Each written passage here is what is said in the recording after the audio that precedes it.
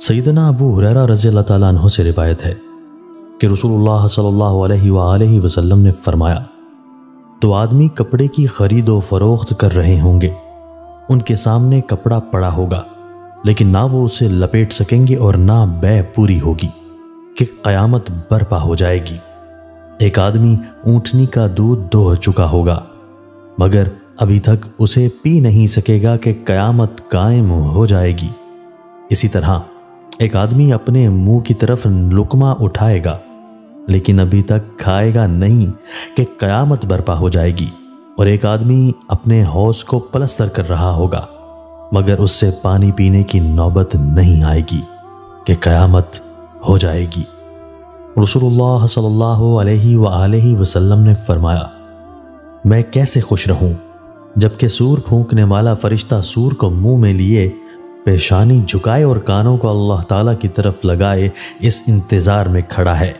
کہ کب اسے سور میں پھونک مارنے کا حکم ملتا ہے۔ جب صحابہ نے یہ بات سنی تو یہ ان پر بہت گراں گزری۔ رسول اللہ صلی اللہ علیہ وآلہ وسلم نے ان سے فرمایا، تم یہ کلمہ پڑھو، ہمارے لیے اللہ کافی ہے اور وہ بہترین کارساز ہے۔ حضرت عمر بن خطاب رضی اللہ تعالیٰ عنہ بیان کرتے ہیں، رسول اللہ صلی اللہ علیہ وآلہ وسلم نے فرمایا، تم میں سے جو شخص وضو کرتا ہے اور اچھی طرح مکمل وضو کرتا ہے پھر کہتا ہے،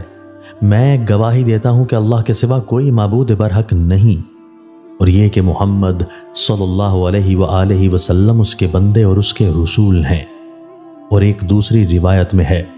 میں گواہی دیتا ہوں کہ اللہ کے سوا کوئی معبود برحق نہیں، وہ یکتا ہے، اس کا کوئی شریک نہیں، اور میں گواہی دیتا ہوں کہ محمد صلی اللہ علیہ وآلہ وسلم اس کے بندے اور اس کے رسول ہیں، اور اس کے لیے جنت کے 8 دروازے کھول دیے جاتے ہیں، وہ جس سے چاہے داخل ہو جائے۔